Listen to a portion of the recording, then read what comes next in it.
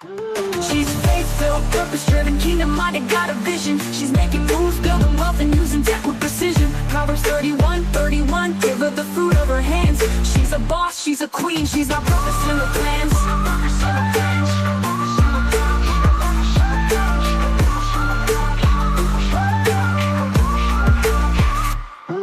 She's faith-filled, purpose-driven, kingdom-minded, got a vision. Welcome to P31 Unfiltered, the podcast for women of faith who are building legacy, stewarding wealth, and walking fully in their calling. Get ready for real conversations, real strategy, and real faith. Here's your host, Dr. Tisha D. Colston. Welcome back to P31 Unfiltered, where we tell the truth, unpack the word, and stop pretending like we don't see what God is doing right in front of us. And I'm your host, Dr. Tisha D. Colston, and today I want to start out with the question. What if the thing that feels safe right now is actually the thing slowing you down? What if comfort is quietly killing your calling? Not sin, not rebellion, not lack of prayer, comfort. Because comfort will keep you in the same place with the same results, telling the same story. And today we're going to talk about why some of us are not stuck. We're settled. Let's tell the truth, sister friends. Comfort and calling cannot lead your life at the same time. One will always compete with the other. Calling stretches you. Comfort protects you. Calling pulls you forward. Comfort keeps you where you are. And the tension you feel, that's not confusion. That's the collision between what God is calling you into and what you're used to. Because comfort is not always obvious. It doesn't always show up as sin. It doesn't show up as rebellion. It doesn't even feel wrong. It shows up as, well, this is good enough, or I'll do it later, or I just need a little more time, or I don't feel ready yet. Comfort sounds reasonable, but calling sounds risky. And this is where many Christian women get it stuck. Not because they don't love God, not because they're not praying, not because they're not gifted, but because they're negotiating with comfort. God says go, comfort says wait until it makes sense. God says move, comfort says what if it doesn't work? God says trust me, comfort says let's stay where it's predictable. And slowly, without even realizing it, we start building our lives around what feels safe instead of what God said. Let's look at our Peter friend in Matthew 14, where Jesus tells him to come.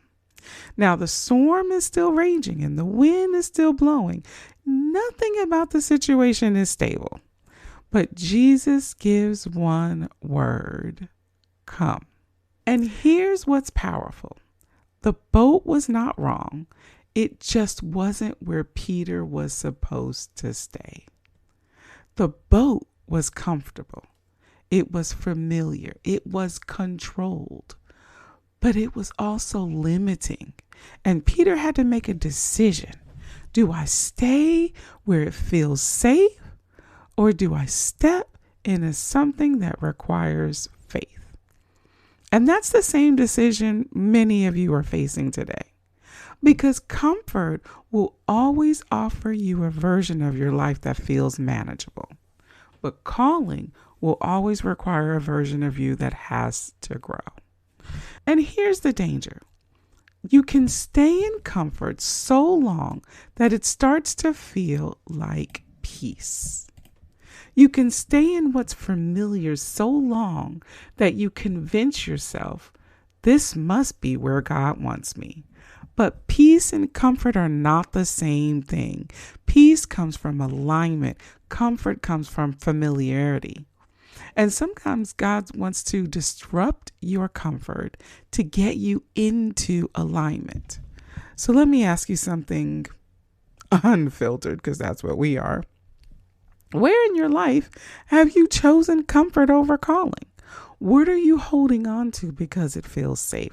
What are you delaying because it feels uncertain? Because the truth is, you don't drift into calling. You decide into it. And that decision almost always requires leaving something comfortable behind. And here's the part we don't always recognize. Comfort doesn't look like a problem. It looks like peace. It looks like stability. It looks like I'm good right here. And that's why it's so dangerous, because comfort rarely announces itself as the thing holding you back. It disguises itself as, I just need a little more time. I'll start next month. Let me just get a few more things in place first. I don't want to rush it. And all of that sounds wise. But sometimes it's not wisdom. It's avoidance. And comfort allows you to stay in environments where nothing new is required of you. No pressure, no stretch, no responsibility. And without pressure, there is no growth. Think about it naturally, right? Muscles don't grow without resistance. Skills don't grow without practice. And confidence does not grow without exposure. And your calling will not grow in a space where nothing is required from you. It can feel good, but it can produce nothing new. You can stay busy in comfort. You can stay active in comfort. You can even stay faithful in comfort, but still never move forward. And that's the trap, because now you're doing enough to feel productive, but not enough to actually progress. You're showing up but not stretching. You're serving but not building. You're present but not progressing. And over time, you start wondering, why don't I see any change? Because nothing new is being required of you. Isaiah 43:19 talks about, behold, I am doing a new thing. But here's what we miss. New things require new responses.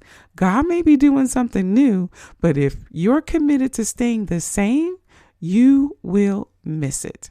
Because new seasons require new habits, new thinking, new levels of discipline, new environments, new actions.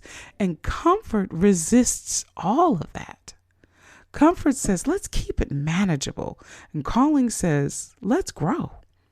Comfort says, let's stay consistent with what we know. And calling says, let's step into what we've never done before. And here's the unfiltered truth. You cannot create a new life from old patterns. At some point, something has to change. Something has to stretch. Something has to feel uncomfortable, because discomfort is often the evidence that you're growing.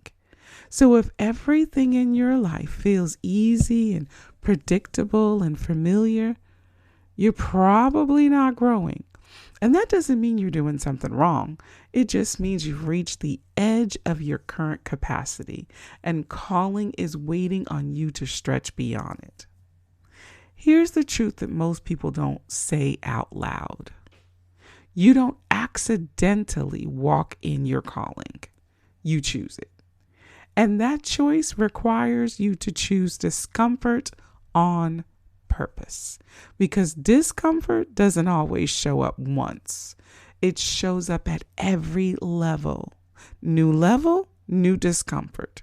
New opportunity, new pressure. New assignment, new stretch. And if you keep waiting until something feels comfortable, you'll never move, because calling will always ask more of you than comfort ever will. Calling will ask you to show up when you don't feel ready. It'll ask you to speak when you're not sure. It'll ask you to build before you're confident, to lead before you feel qualified. And that's where discipline comes in, because faith is not just belief. Faith is movement. And movement requires decision. You have to decide, I am going to do this, even if it feels uncomfortable. Because here's what most people are waiting on: motivation, confidence, clarity, perfect timing. But none of those are requirements for obedience. You don't need to feel ready. You don't need to have it all figured out. You don't need to eliminate fear. You just need to decide. And once you decide, you create momentum. And momentum changes everything, because once you move, you gain confidence. You'll gain clarity. You gain experience. You gain direction. But none of that happens while you're still sitting in comfort. If you wait until it feels easier, you'll stay exactly where you are. So instead of asking, when will this feel comfortable? Ask, what am I avoiding because it feels uncomfortable?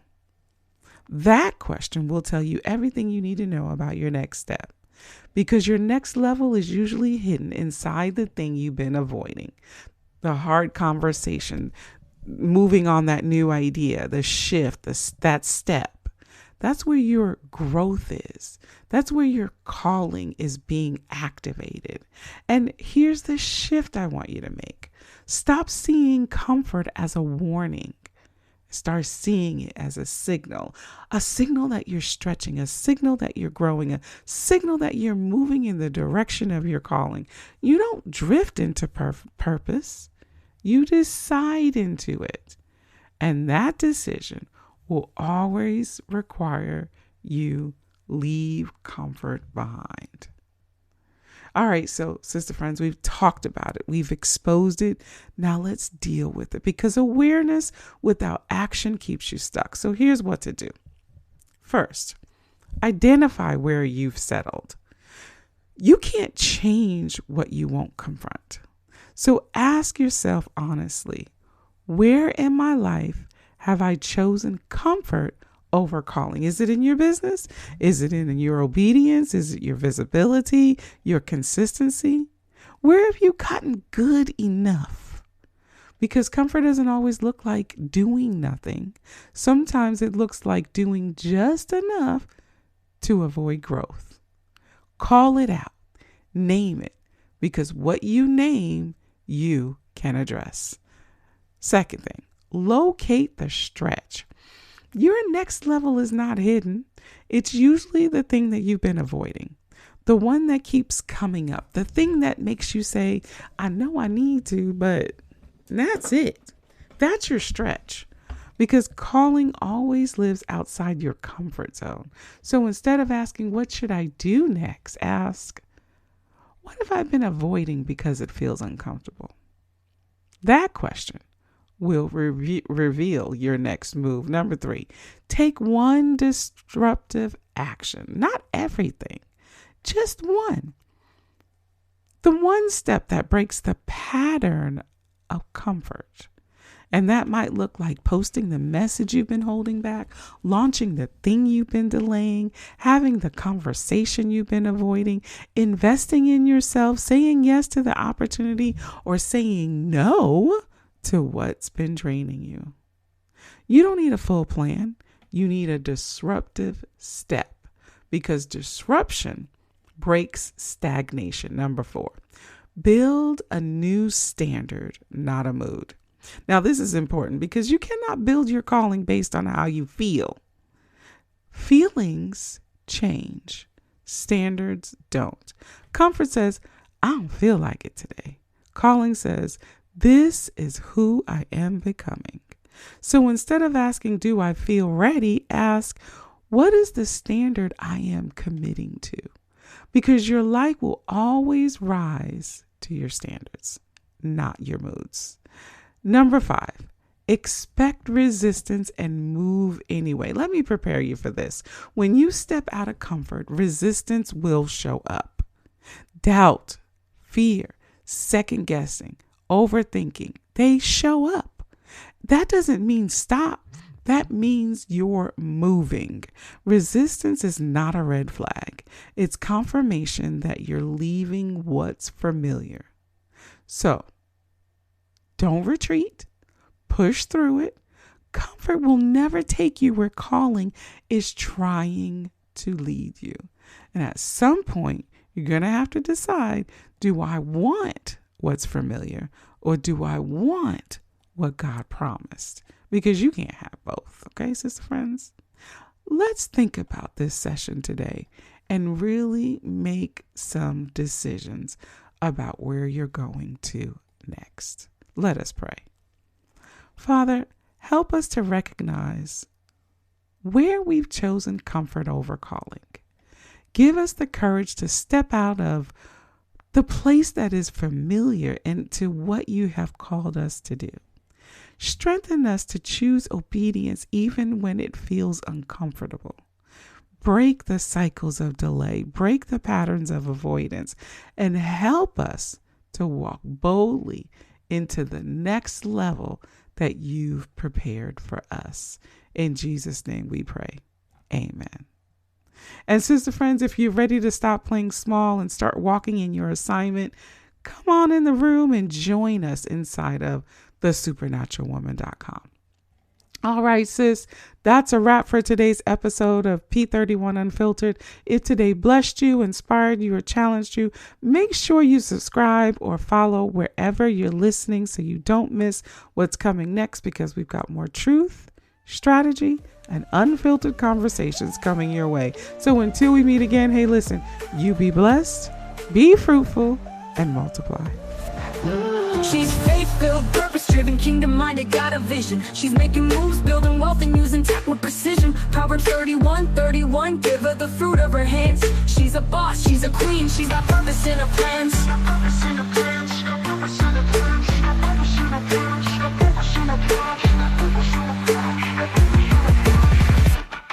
She's faith-filled, purpose-driven, kingdom-minded, got a vision. She's making moves, building wealth, and using tech with precision. Proverbs 31, give her the fruit of her hands.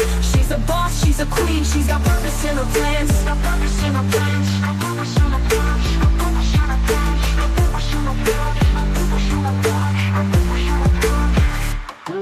She's faith-filled, purpose-driven, kingdom-minded, got a vision. She's making moves, building wealth, and using tech with precision. Proverbs 31, give her the fruit of her hands. She's a boss, she's a queen, she's got purpose in her plans.